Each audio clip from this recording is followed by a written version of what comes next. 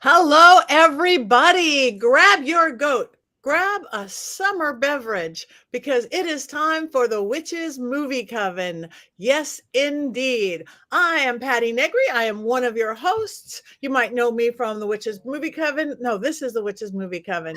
You probably know me from the Witches Movie Coven because you're here, or from the Witching Hour, or from Ghost Adventures, or from my school, University Magicus. I'm going to snip out early tonight because I've got a show, but I just wanted to say hi to everybody first. And Heather, who are you? I'm Heather. I'm Heather Greene. I am the author of Lights, Camera, Witchcraft, a critical history of witches in American film and television, the definitive guide to all things witches and witchcraft in our favorite movies and some of our not favorite movies, perhaps. I am a journalist. I cover the occult and all things witchy in mainstream media, as well as a as well as a editor at Llewellyn Worldwide. It's summer. We don't have to speak good today. Good, not well. No. Well, good. Richard-Lael. I am Richard-Lael. Richard-Lael is one name, not two. If I were just Richard, I would be a. With that, I am so well known for a lot of things. Of course, like you, Ghost Adventures, and on. Oh goodness, I was on. University Magicus. I'm there all the time, and there was a resurfaced clip of a show I did nearly 20 years ago. That's trending now, so I'm a little bit of everywhere. Yay! And last and certainly not least for the day, Jason. I'm Courtney Buckley. Wait, I'm not Courtney Buckley. That's me. That's true. I should have said that's me. It's Courtney Buckley. We just miss Courtney so much. I'm Jason Mankey. I've written a lot of books. This is one. This is Rogady Bog, which is the horned god of the witches in Polish, which just is always cool. I don't do a lot of things. I just write and talk a lot and hang out with this coven. Courtney says, "How dare you impersonate me, Jason?" I can see the sunglasses are probably on right now. That's true. Like she's like, true. And we love you, Courtney. Courtney is not feeling well. She can't talk. So she is there hanging out in our chat room. Hopefully. Courtney is here. Courtney is actually a witch. She's the only real witch because according to this movie, witches don't appear on film. And so that I think that makes Courtney the only real witch. Because she's not on film right now. And the reason we were all dressed so summery and have summery drinks is because we have a movie today, and it is Summer of Fear. It's a 1978 Wes Craven movie starring the one and only Linda Blair. Oh yeah, that's spooky. When do you see the movie? That is spooky. So I don't know. If in case you didn't see it, hopefully you guys all watched it because we tell you in advance. Richard-Lael, do you have an unbiased synopsis of this lovely film? I do have an unbiased synopsis. So here's the deal. Linda Blair is hands down the scream queen of Halloween.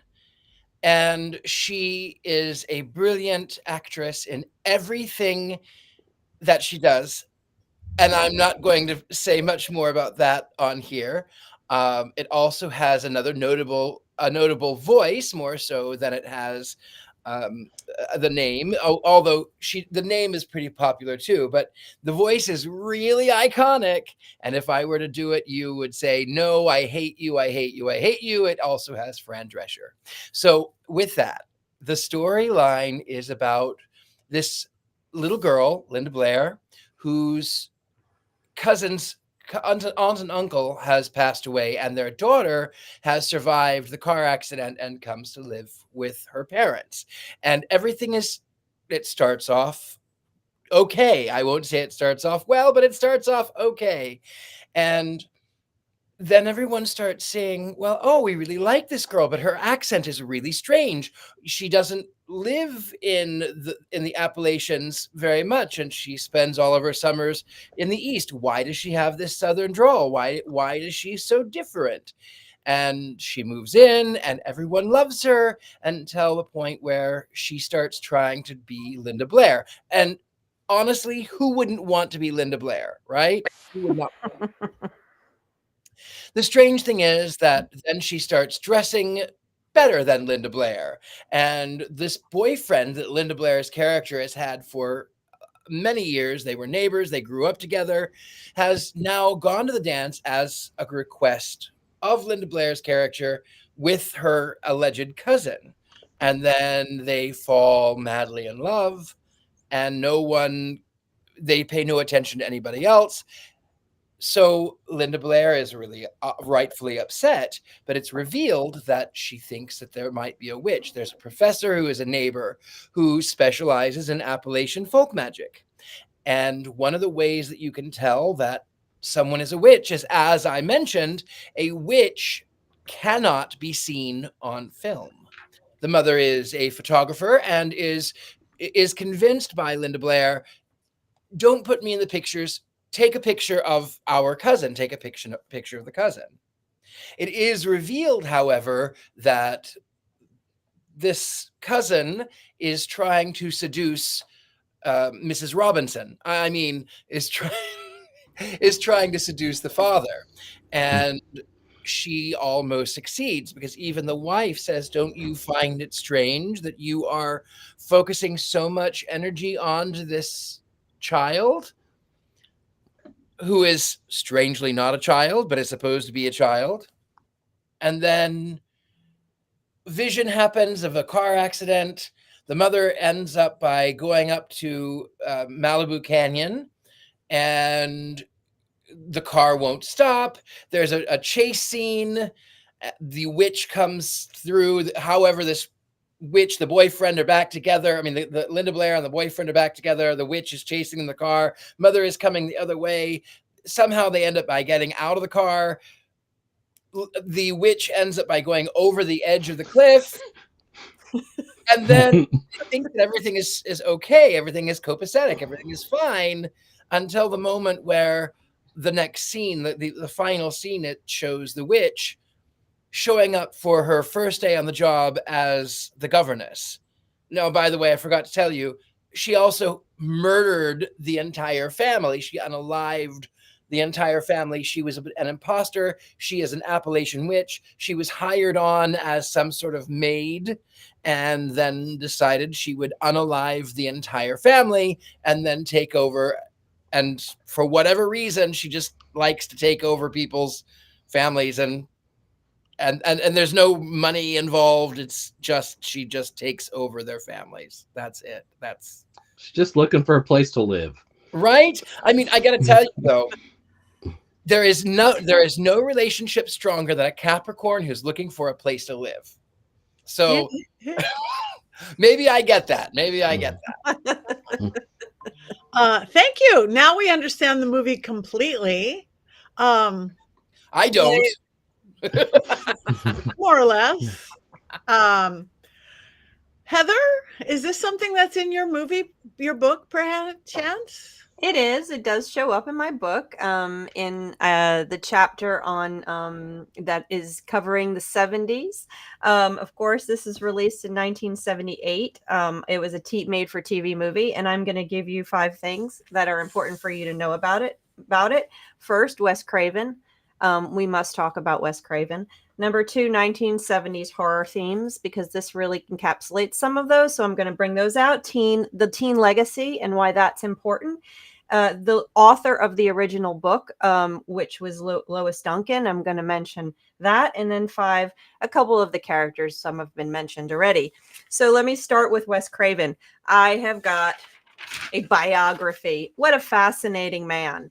This is, when you think of horror movies, American horror movies, probably one of the first people you think about is Wes Craven. When you think about Wes Craven, you probably first think Freddy Krueger. Maybe some people Scream. Wes Craven is an amazing figure in movie making and in horror, in recent horror. And some interesting things about him. I found it fascinating diving a little bit into his history.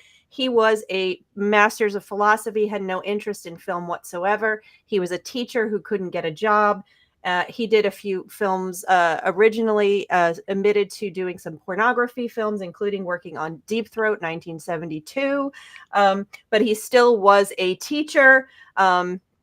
And he pretty much got into film first by just taking a non-paid job in post-production, doing editing. And he learned from no other than the folk singer Harry Chapin. He was not a folk singer at the time. And then he got a messenger job between post-production stuff. This is actually a normal job between post-production houses in New York and in LA, where he ran into Sean Cunningham. And if you know who Sean Cunningham is, producer, director, eventually the creator of Friday the 13th.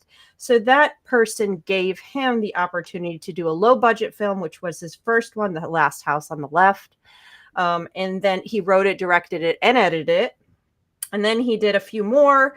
We had The Hills Have Eyes in 1977, Firewalk Woman in 1975. Of course, that led to this one. It gave him the opportunity to do this film, which is a made-for-TV movie. One of the few that he did not actually write. Between this and 1984, which was A Nightmare on Elm Street, he did Deadly Blessing and Swamp Thing. He also did Invitation to Hell, another TV movie. I've seen that one. Some other notables, you have Serpent and the Rainbow, 1988. And of course, the Scream movies starting in 1996. And in fact, Scream 4 was his last film in 2011. He died in 2015. So I find him fascinating. I love the stories behind these directors and how they came about. And he said he didn't care about going into horror. Didn't try to do this. It just happened. And he said horror eventually was very therapeutic for him. It was, what did he call it? A form of therapy in doing it, in doing these stories. And so I think that's really fascinating. Diving into their stories and what they do is always cool. Wes Craven is one of Hollywood's best. So the themes here, we have a 1970s horror themes. This is during the during the popularity of witch films of the 70s, of course. So you have this theme of this nice, perfect world that gets infiltrated, where this sinister, satanic witchcraft type stuff is existing. That's very common in the 70s. But what's more interesting, and it also has some of the most classic things, which Courtney unfortunately is not here to make faces at. You have mentions of Boston, you have mentions of Sarah. These are all little cues that Hollywood loves to use that sort of pull from the Salem-esque stuff that just color these witchcraft films. You find this throughout Hollywood films, whether they are about Salem or not. They love to use that. And I talk about that in the book. You also have the classic smart professor type librarian guy who the main character always goes to get information on the occult.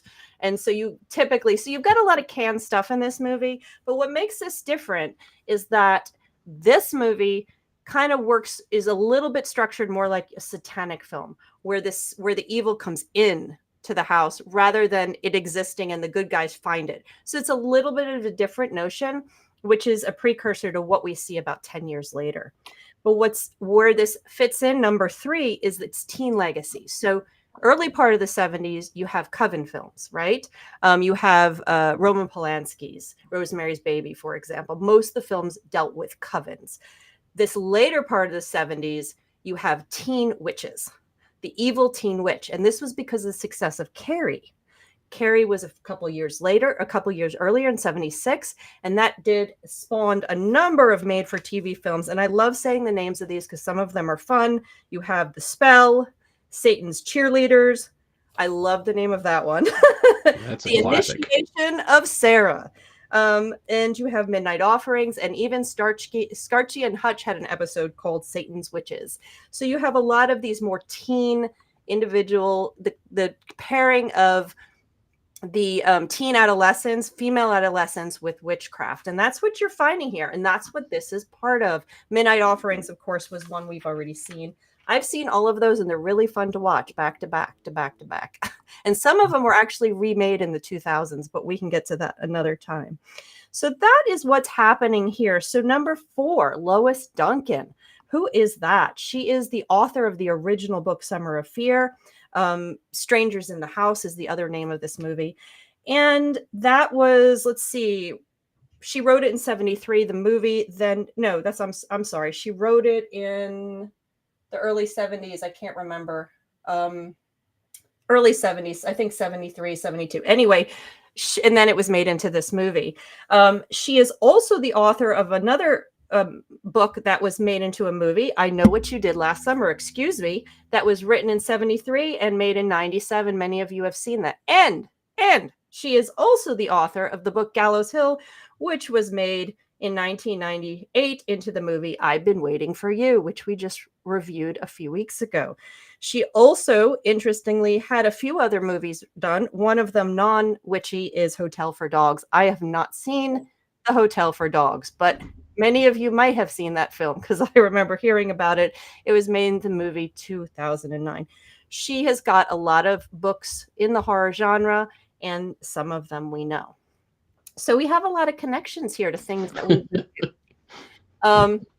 Oh boy, not that movie again. Oh, it's going to keep coming back. I mean, Courtney is here in spirit, obviously. She definitely is here in spirit. And finally, we're going to do number 5. A couple of characters we need to talk about. Their first is Linda Blair. Linda Blair, of course, was in The Exorcist. That's her most well-known movie. And in 2, she was also in an episode of Supernatural in 2006, which I do remember her in, which is funny. I loved that show. She was in a number of other shows, but I don't think she did anything huge after this, if you can call this huge. But that's what she's known for, Linda Blair in The Exorcist. And of course, already mentioned, Fran Drescher is here, a very young Fran Drescher who is unmistakable with her voice and probably most well-known now character that you might find in this movie. What's interesting I found, though, is, well, Carol Lawrence, who's the mom, she was a Broadway actress. So you had some stuff. Most of them I looked up were not. They did bit parts, TV roles, stuff like that. But what's interesting is Lee Purcell, who plays our witch, Sarah Brown, she was actually in Necromancy that we actually reviewed here. And I know Courtney is very excited that I've brought that movie up now. So this was one we did a few, oh boy, not that movie again. So Lee Purcell was in another witchy movie that we did watch. So those are some things that are interesting about this. It has a really, there's so much, again, like I said, good or bad, there's so much stuff I can talk about as a film historian and geek and a student of all this stuff. But I am going to stop there and let you guys take it away. What'd you think? Richard-Lael? I think that it was the 70s. I think that there was a lot that was happening in the 70s. I think that the scenery was really intriguing because, of course, it was California, where I spent so many years of my life. What do I think about this film? I'm not going to tell you my reviews. I am going to tell you instead about the folk magic of this sort of changeling girl, this Appalachian magic. And I think that it was really well done in the sense that she didn't really have any motivation except we were looking for a place to live. There was no money exchange. There was no other reason, but she was looking for a place to live. And I can respect that. I understand her in that. I did like her sort of transformation from typical Southern country girl from the Appalachians into a girl from California in 1978. So I can definitely say there was some hair also. There was a lot of hair. For sure. It does play into it. She wants to get the hair that her cousin has, Linda Blair. So there's something into it.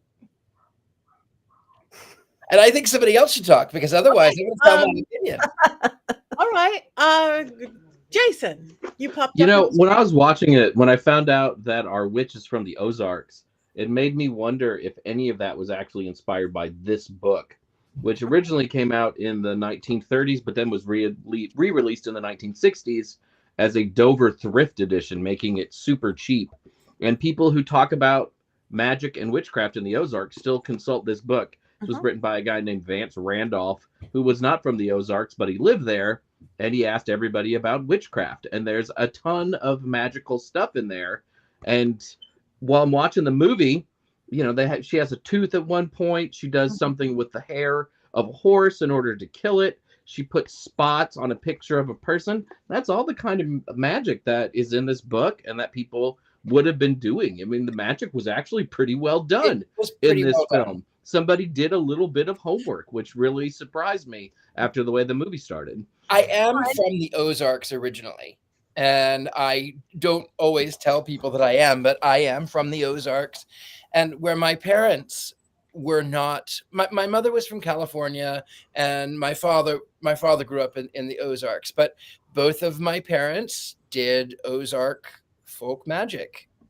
I mean, they didn't do any spells or hexes so much, but they would do blessings. I still remember when we moved, I was 5, and my parents moved to this house in the country. My father went out with red thread around the entire place, sea salt and olive oil.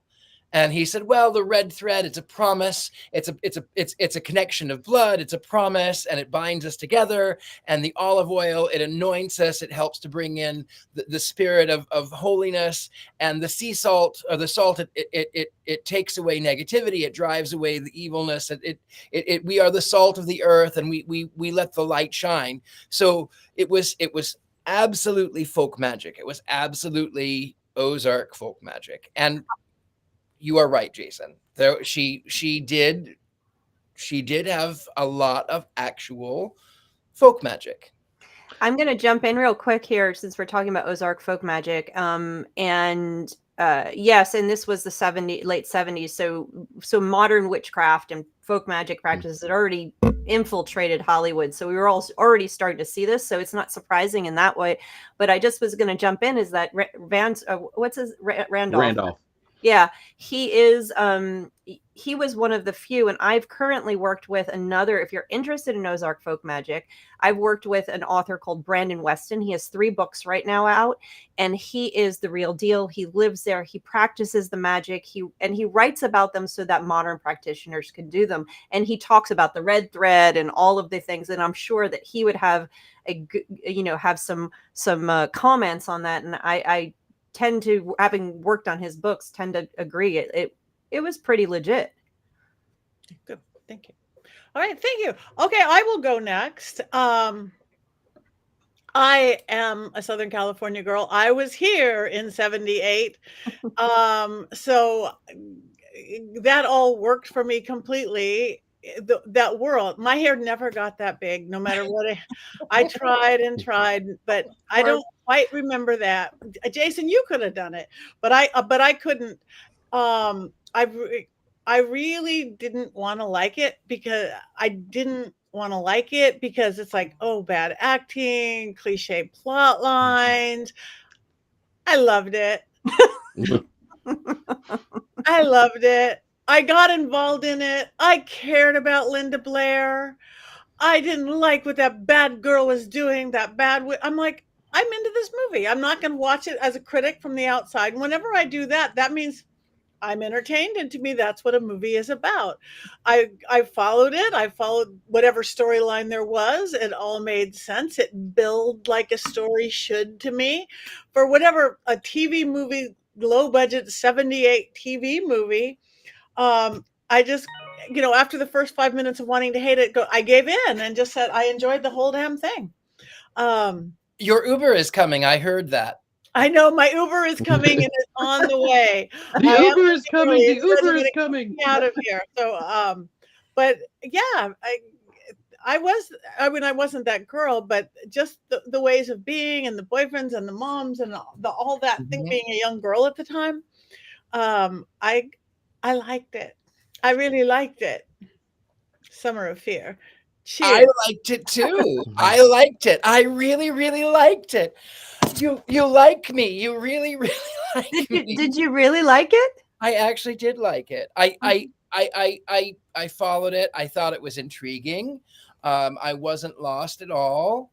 I did think, however, when she revealed the plan, when Linda Blair's character, Rachel, I think, when she gave the plan of, I'm going to find you out, that was when everything sort of went downhill. Never tell someone that you're going to find them out. Never give them your plan. Yeah. Also, what was that? No, I agree. That I was screaming at her. I was screaming at the screen, and I don't do that. Right.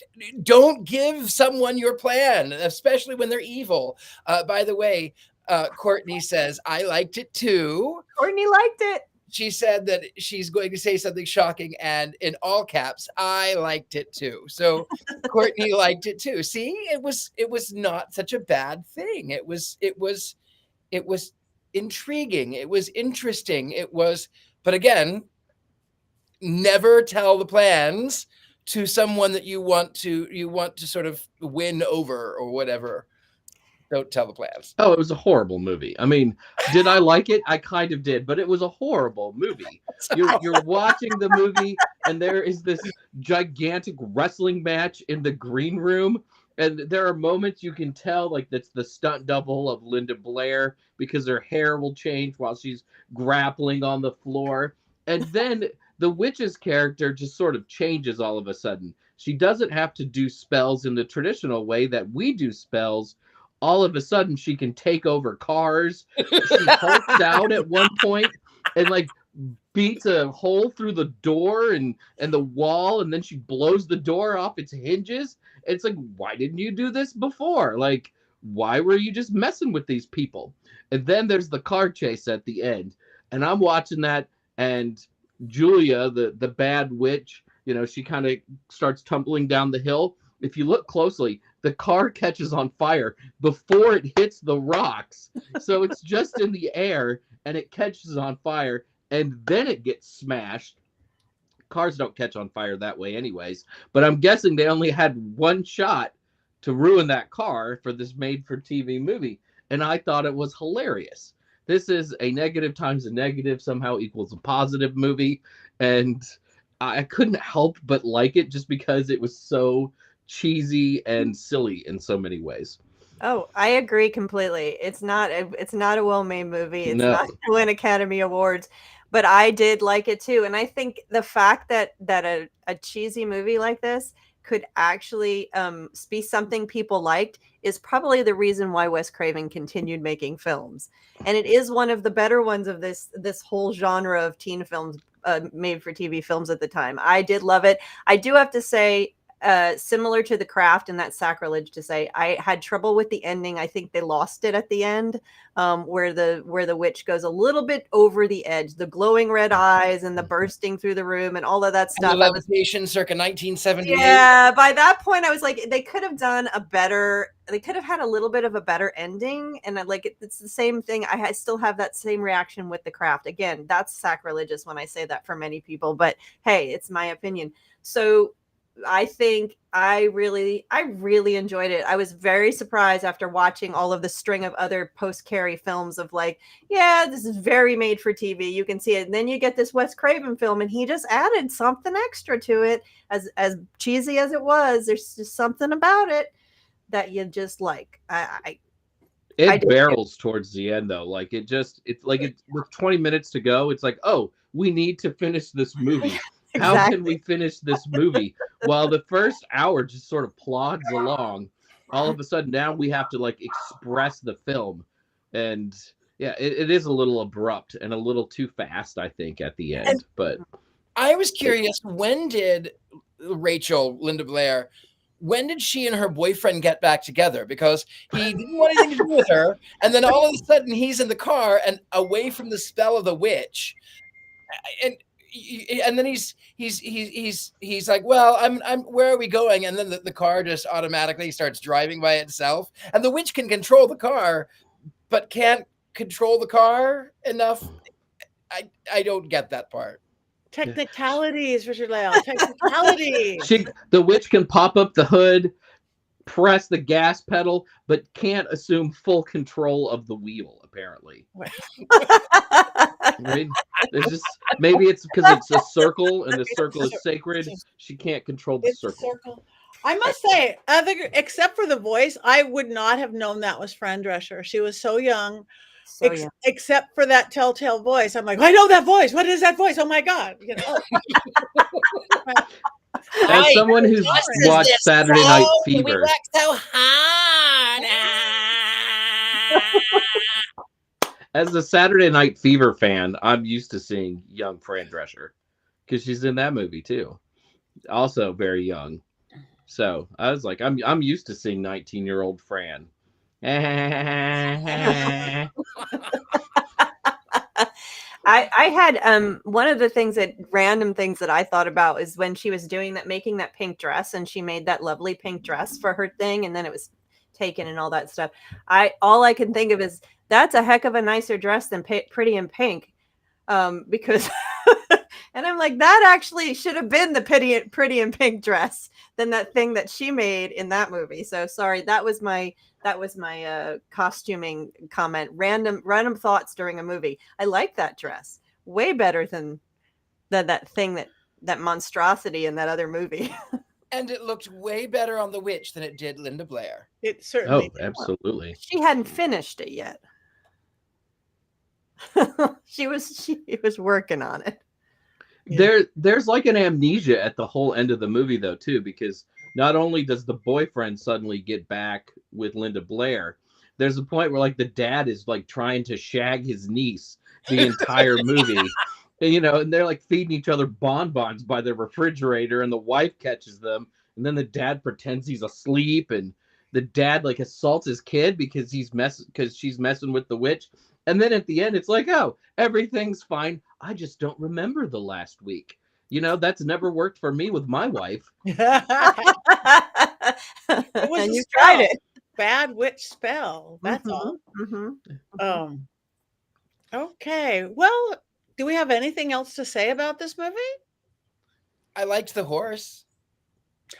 I didn't Sundays. want to die. I don't do animal movies. I know. I didn't want the horse to die either. But knowing that it was a movie, I don't think the horse is actually. I mean, the horse is probably dead now. But in 1978, the horse didn't actually die. I thought the horse was stunning. It reminded me of the horse that my parents had when I was a kid. Courtney says, yes, all the attempted shagging by all the characters was a lot. Yes. Linda Blair, how old was she supposed to be? She looked so young to me, like yet way younger than the cousin, who was supposed to be just a little older. And she acted like a older teenager, but I don't know. She looks like a baby. Well, you know why she looks like a baby? It's because with all of that hair, her face is like this big. Yeah, maybe that's it. It's a lot of hair. Okay. Mm-hmm. That was another thing about this film too, is like how old are these girls? How old are these young women, girls, or whatever? I mean, I guess it comes out later that Julia is in college, which makes you wonder why she would have to go live with her aunt and uncle. And I'm looking at the Linda Blair character, and I just assume she's in high school because she's living at home, and she seems to be living there full time. It's very strange in that regard. And she still fights with her little brother. Yeah. So But she's she's young 12. enough to fight with a child. She's going to a dance, and she has a boyfriend. I just assumed it's junior or senior year of high school. I assume so too, but she looks 12. She has a baby face, doesn't she? Yeah. But she also can just sneak out in the middle of the night and break into hospitals and talk to weird old men who are experts on witchcraft at their bedside. I mean, it's like the rules do not apply to Linda Blair. No, clearly. And we saw The Exorcist. We know they don't apply to her. It's true. Did you think, though, that when she told her brother to drop dead and then he started gagging and then didn't move, did you think he was actually dead there for like a split second? That maybe Linda Blair was actually the witch? I didn't think she was a witch, but I thought, oh, the other witch did it. I thought my YouTube was buffering or something, and I was just stuck somewhere in the film. Well, anyway, my Uber is going to be here in 5 minutes, so I want to start to make my goodbyes to everybody. I miss you when I'm not here. I'm actually not going to be here next week because I have a book signing at Barnes and Noble. Anybody in Los Angeles? It's a collaboration book, Women Gone Wild Intuition Edition. women from all over the world, each doing a chapter on intuition. We just did a huge launch in New York. They're doing one in Florida. I just didn't want to go to Florida. But we are here in LA. We're doing this big thing at a spa all day Saturday and Barnes & Noble Wednesday. So if anybody's here, come get it. The book is really wonderful because it is all these different perceptions of medical doctors, me, all sorts of different people on intuition and women empowerment all the way. This is girl power all the way, as we were jumping up and down at our billboard in Times Square, like turning into 8-year-olds. But anyway, I have to, it's a fringe festival here in Los Angeles, and the only night I can get in to see one of my dearest friends. So I'm not giving it away. I might give me a wands up when you guys vote. I'm going to hand this over in really good hands to Richard-Lael to host the rest of the evening and take votes and talk about what's coming next and what all you guys are doing. And Black Phillip and I and my Mike's Hard Lemonade. Today. Good night, guys. Good night. Love you, Miss Patty. Bye, Patty. God, tomorrow Happy solstice. the solstice. Yes. Summer. Yeah. Perfect Happy movie for this. solstice. Happy solstice. Bye. Bye. Love you much. Love you guys so much. Bye.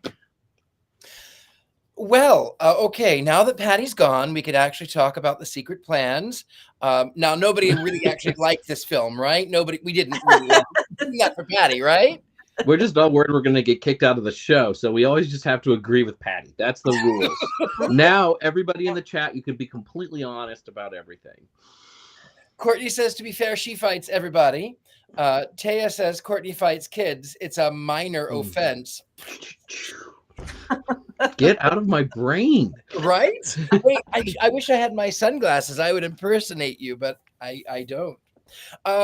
So I guess we should talk a little bit about, we talked a little bit about the magic. We talked about the plot. We talked about a little bit of the history. We talked about Wes Craven. Maybe we should talk a little bit about what is your favorite Wes Craven film? Yes. So Heather, why don't you go first? Tell us your favorite Wes Craven film. Well, you know what? As much as I love horror films now, I did not watch horror films growing up because they terrified me. I'm going to be completely honest. I did not see a horror film in the theaters until I was in college, and that was because I was in film school. And that even was Silence of the Lambs, and that's not even the same type of horror. So, and I really was terrified to actually have to watch horror when I had to start to do this book, because I was going to have to watch movies that I was avoiding because I have nightmares. And so I did, and now I love horror, and I'll watch them all day long and all night long. So I got used to it. So I didn't get to see and enjoy Wes Craven growing up like a lot of my friends and my brother who would watch them at 3 a.m. So as I want to say Nightmare on Elm Street because it's his classic, but I did see Scream, and I did love Scream. I have not seen all of his films, so I cannot. I would have to get a list and give you. I'm Gemini, so I'm not giving you a distinct answer. Ask me tomorrow to be a different movie. But I did love Scream, and I do appreciate Nightmare on Elm Street from a historical and filmmaker's perspective. So that's what I'm going to leave it with. Until I see all of them, I don't have a definitive answer. This is not my favorite Wes Craven film, although I did enjoy it. Jason, what is your favorite Wes Craven film? It's got to be Wes Craven's Summer of Fear. The magic, the car chases. No, it's definitely a Nightmare on Elm Street. I am of an age where I used to watch horror movies as a kid, and it was one of those things where parents would rent a VCR and rent VHS tapes. And after the parents would go to bed, we would watch the horror films, at 11, 12 o'clock at night. And one of those was A Nightmare on Elm Street. And I was absolutely terrified. There's the whole rhyming with Freddy, Freddy's coming for you. 3, 4, better lock your door. I mean, that movie really starts with that, and it's freaky. It's all kinds of freaky. But Freddy is brilliant because you cannot escape from Freddy. I've never gone to Camp Crystal Lake. I will never go to Camp Crystal Lake. I do not live in the suburbs where Laurie Strode lives. I do not have to worry about Jason Voorhees or Michael Myers. Everybody goes to sleep, and Freddy Krueger can get you in your sleep. And it's just brilliant. And he also had the intelligence to cast Robert Englund as Freddy Krueger, who was not a famous actor by any means, but he's just so good at that role. And it's why they cannot reboot Nightmare on Elm Street successfully because Robert Englund is Freddy Krueger, and no one else will ever be Freddy Krueger. So it's got to be Nightmare. It's got to be Nightmare. I have a confession. I have never seen Nightmare on Elm Street, and I won't, because it scared me so badly as a child. And I didn't even watch it. I think I've mentioned this before, is that my parents every Saturday would go to this auction house, and this group of kids, I must have been, 9. This group of kids had gathered around outside, and they asked me, "Are you rich?" And I thought, how did you know? I thought I didn't know rich. Anyway, so they said, well, we can tell those things. We know that. And I went, that's amazing. I'm famous. So then they started telling me about Nightmare on Elm Street. And I sat and intently listened to all of this story about the coming through the television and someone sleeping in the bed and all of the blood and all of these things. And then that evening I slept in my sister's room. At the time we were very close, and it was, they had the Nightmare on Elm Street television series, and it was like midnight, and that claw comes up in the screen, and I screamed and I screamed and I screamed, and I still cannot ever watch Nightmare on Elm Street. So I have to say my favorite Wes Craven film is Scream. Yes, my cousin is in that one. Matthew Lillard is in that one. So that one's kind of a little feather in my cap, but also Scream is terrifying because it's real. It seems it's based off of a real story. It's inspired from events in Florida at a college in Florida, but it scares me, but I like it. We are coming up on time. So, Miss Courtney, do you want to write in the comments? We will read your quotes. Do you have any quotes that you would like to tell us from this week's movie? Courtney Buckley, you can type them in there. And while Miss Courtney Buckley is typing, Mr. Mankey, would you like to do your movie minute? I think we can do that. So, I'm always trying to change it up. So just imagine that it's 1978 and you're watching a promo on NBC. Tonight on NBC, it's a summer movie that's got it all. Do you like big hair? We have some of the biggest hair. You can hide a small dog in that hair. It's so big. And don't worry, the guys in this film have perfectly feathered hair. There's something for everybody. How do you feel about nieces creeping on their uncle, or a cousin trying to seduce another cousin? Tonight, NBC keeps it in the family. Are you a fan of horses? Well, then let me introduce you to Sundance, an unbroken stallion who doesn't like to assist his rider opening gates with trail riding. Because we are on the network with everything, we will put this horse down on TV and make your 8-year-old child cry, all in prime time. It's a movie that's so good it even has 2 names. Is it Summer of Fear or Stranger in Our House? Who knows? We don't. I'm reading this copy. I'm just not sure. I guess you can call it whatever you want. Just be sure to watch. And don't worry, Mom and Dad. Tonight's show has got a professor in it, so you know it's educational. And that professor knows a lot about witchcraft. He might even have a degree in it, if such a degree ever existed.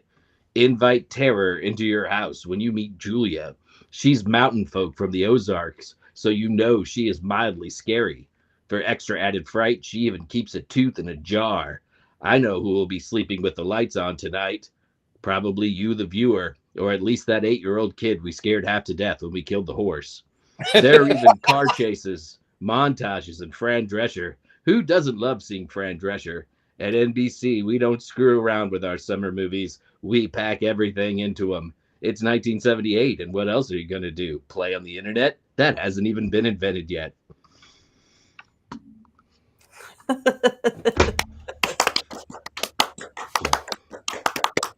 It was renamed when CBS brought the movie, so that's why it was also released in Europe too, and they used the second theatrical name. release. Yeah, the second name is better, because otherwise, if you have Stranger in the House, it gives it all away. I mean, true. Summer of Fear, and then CBS changed it, and then it went to Europe, and it became It stayed Summer of Fear.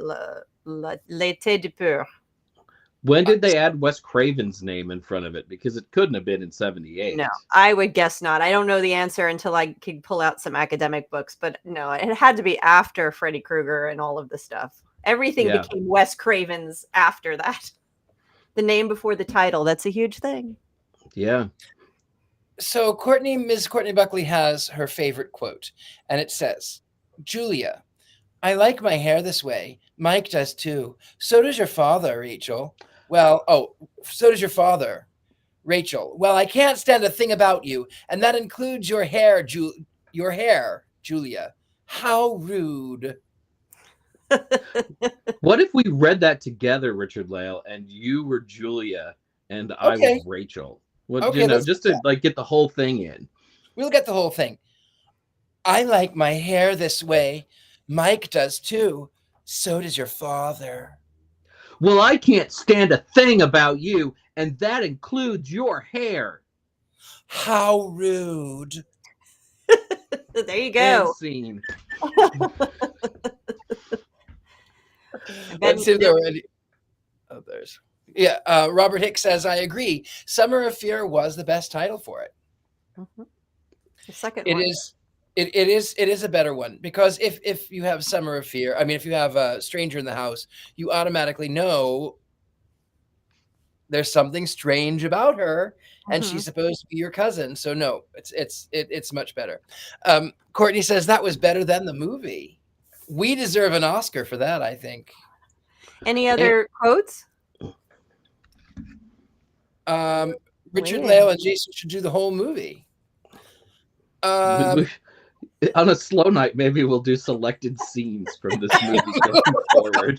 I mean, it is kind of slow. We're two cast members down. And when we're together, we will reenact the entire dark room fight scene. Me versus Richard-Lael, writhing around on the floor. Red eyes, Richard-Lael? I might have. I don't drink, but I might have some red eyes. Okay. Also, you'd have to be very careful. I am from the Ozarks, so it's that, I seem like I have teeth in a jar, and then instantly levitation. So, you have to be very careful about that. I did send everybody a quote because I think this movie is funny all the way through. Like the Linda Blair character at one point just says, "He's from the university. He knows a lot about witchcraft, and he's a friend of my parents." I just love that. You're a friend of my parents. You're going down. She was a little whiny, wasn't she? She kind of had that teen. Yeah, I was rooting for the bad witch. I will admit it, like almost all the way through the movie. I just found her more interesting. She was more interesting, I think. She was in the Ozarks. She was hired as a maid. She had been sort of educated only by folk magic, and she spoke with an Ozark drawl. And sometimes she didn't the entire way through. Wasn't consistent. It was not consistent, but she definitely was not someone who spends their summers in Boston. So, or wherever it was. I think it was Boston. But definitely not Massachusetts. But she was. I kind of felt badly for her, because I want to know, where are her parents? Where are her friends? Why has she decided that she just wants to go live into other people's realms and pretend to be some cousin? That's that lurking evil. That's the whole premise, is that witches aren't, in most cases, these witches are biological witches. They have things that they can do. They aren't learned witches. They don't have families. They're just scary. They're just this evil that lurks, and they appear for random reasons. In the extended cut that she learned all of this magic from grandmother. I mean, it's the Ozarks. Obviously, she learned it from her grandmother. Probably, but the Ozark folk witches do not blow things up with their hands and don't have red eyes that I know of. Brandon Weston has never spoken about. Vance Randolph would disagree. Is there Yeah, Vance Several Rand. tales about the witches tell of red eyes Oh, there and you being go. able to blow doors off of their hinges. I, of course, don't believe these stories, but many of the hill folk here have said they are real. Vance Well, that's Randolph, it. page That's something, it. something, something. Yeah, I didn't. Your eyes weren't focused on the pages when you were reading that. So, did you memorize it? I know this book well. I've quoted it in several of my books. That's why I happen to have this copy near us during the show, That is and I knew exactly where to flip. I'm just gonna knew. I'm gonna have to consult my expert and find out about red-eyed practitioners in the Ozark Mountains and the history behind that. So, and I will report back. Out of curiosity, and Heather, maybe you would know a little more about this. If you remember the old Twilight Zone, the legend of Jezebel. Yes, And one of my favorites. It's a great one. It has Anne Francis, who plays this dark-haired, she's normally portrayed as blonde, but this dark-haired Ozarkian young lady who makes a pact with an old woman who's the witch. Maybe the grandmother that this witch learned from was the same witch. Maybe she had made a pact with the devil and didn't know it. It's true. That was definitely a pact with the devil. Very clearly, it's one of my most favorite Twilight Zone episodes, and I do tons of stuff in the book. I talk about it all the time. But she doesn't blow doors open or hinges or have red eyes. Well, it was black and white. She may have had red eyes. She turns into a panther. That's her thing. But have you ever seen the extended edition of that episode of the Twilight Zone where she blows the hinges off of a door? I mean, you have to get the extended director's cut, Heather. That's true. I don't do that. I go with the total one made for the movies, made for general audiences. So I'm assuming that she did not blow hinges off of it. She did want to knock the other girlfriend down, the one who was marrying her love. She got a little violent with that, but she turned into a panther at night, is what she did. So it's a little different. But it may have been Granny Hart may have been who this one also made a pact with. We don't know. I mean, it's possible because everybody in the Ozarks knows everybody in the Ozarks. I mean, I'm from there, so I clearly know everyone from Tennessee through Kentucky through Missouri. I know all of them. You know all of them. All of them. It's part of my witch power. You know what's really disappointing, though, is this movie is set up for a sequel, right? And we never got the sequel. I mean, they had high hopes when this thing came out. There was going to be like a whole cinematic universe. We were going to see Julia take over as a nanny and do more weird stuff. And when she does that, that turns into the film The Hand That Rocked the Cradle from the 1990s. Did you guys see that one? The horror If only film? it had been Rebecca De Mornay, right? Starring in this film. Do we have to do wands up now? And or wands down? Or so I need something to do for. Oh, here. Since Patti is not here, I'm going to. Patti is going to phone in her wands up. So this is Patti. This is Patti's phoned in wands up. By the way, this is a telephone for those of you who are babies. So Patti's wand is up. I have Courtney. Courtney, do your wand is up, right, Courtney? Well, she wrote in all caps. I loved it, so I'm assuming wand's up. So let's see. I'm gonna see. Maybe Courtney says wand's up. Does she? The old classic phone, wand up. I'm keeping the wand up for her because she wrote in all caps earlier. Oh, wand's up. There it is. Wand's up from Courtney. I'm going to throw a little Patti advice into this movie, though. If you are somebody who eats edible gummy things, this is the kind of movie to eat one of those before watching. It certainly is definitely an edible movie. Yes, with you that, just need a little help. We are right at time. Let's see what do we have next week, Heather? We have a wonderful suggestion from one of our folks in the chat. This is The Secret of Roan Inish. I can't remember the year off the top of my head, but it's available to screen. So screen, and you can or download or whatever we do now. and it's an Irish movie, The Secret of Roan Inish. Looking forward to it. And I hear it's on YouTube and Amazon Prime. Yeah. So we can get that anywhere. While we've got 5 minutes, how about Heather, you come back on screen and tell us where we can find you if you've got anything coming up. I am so excited. We are only a month out from Mystic South. That is a 3-day conference in Atlanta. I am on the board of that. So I am usually running around that with like a crazy person trying to keep things running, along with my other 5 members of the board. But I also am presenting. That's July 26th to the 28th in Atlanta. I'll be doing a workshop on puppets and haunted dolls, and I'll have some of my dollies with me. And I'm also doing a workshop on what exactly a witch is and what does that mean. And then in September, I will be in Charlotte at Charles Oz, which is a convention for the Wizard of Oz. And I am super excited. I'm going to get to see some really great speakers. And also I will be speaking about myself, about the Wicked Witch and Glinda in movies, in Hollywood movies. So I'm super excited. Other than that, I'm working with my authors and doing lots of fun things. I'm hoping, though, I do have to add, to see, even for just 20 minutes or maybe 5 minutes, Courtney, because I'm going to be in Salem in the beginning of July, and going to see the Conjuring House as well. So I'll have some fun reports in July. Will Black Phillip be at Mystic South with you, Heather? Absolutely. Black Phillip comes to Mystic South, as well as my Baphomet rubber ducky. They will both be there and waiting to see you, Robert. Good. Mr. Jason Mankey, what do you have coming up? Nothing.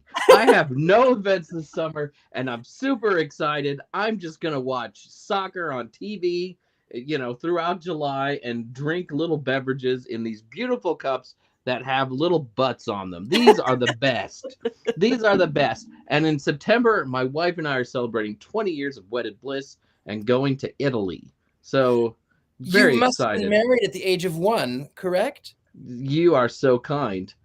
We do have like 3 minutes, so I'll tell you this quick story. We went to a winery once to a hotel. We were visiting wineries for my wife's 40th birthday. And we got to the hotel. We couldn't check in. They said, "Oh, we'll watch your bag. You go out and do what you want." So they talked to us. They met us. We go back to the hotel. They said, "Oh, Mr. and Mrs. Mankey, your bags are up in your room. Thanks for staying with us." And we walked in, and they put a little bottle of champagne there. And there was a note. It said, "Dear Mr. and Mrs. Mankey, congratulations on your 40th wedding anniversary," which I thought was the funniest thing, because it was my wife's 40th birthday. And I was like, they saw us. Have I aged that poorly that I married my wife the moment she came out of the womb? That is funny. Crazy. That's awesome. 40 years. So yeah. I am the Gentleman Psychic. There are a few fakes out there. I'll never contact you for a reading. You can find me on all of mine. Also, all of those viral clips that are going around of old shows that I've done. I'm easy to find. thegentlemanpsychic.com. With that, I will be reading cards and tarot here in New Orleans. You can find me. You can come in person either to my home, or you can meet me at the French Quarter at one of the better clubs down there. There is Potions Lounge and there is Apothecary. I'm there all the time, and that is about what I have. I don't have anything else going on. I don't want to end it exactly right yet. We have about another minute and a half before we actually have to laugh. So maybe I should tell a story. Once upon a time, I don't really have anything. I'm not Jason. I can't. Mystery Control. Oh, that is right. Mystery Control. There is Mystery Control. You can find all kinds of things. You can find Patty's Power Panties. You can find quotes. You can find things with Heather, things with Mr. Jason. There's a lot of things that we can find on Mystery Control. You can find that pillow, which is there, which is kind of fun. If you ever wanted to sleep with me and I did not sleep with you, now you can sleep with me right there at that link right there. Get that pillow. You can drool all over it. That's fine. Also, you can dress it up like Courtney normally does. I definitely needed some underwear. So with that, I think now there is only one more thing left to do, and that is to do what witches always do. That is to cackle. And here we go.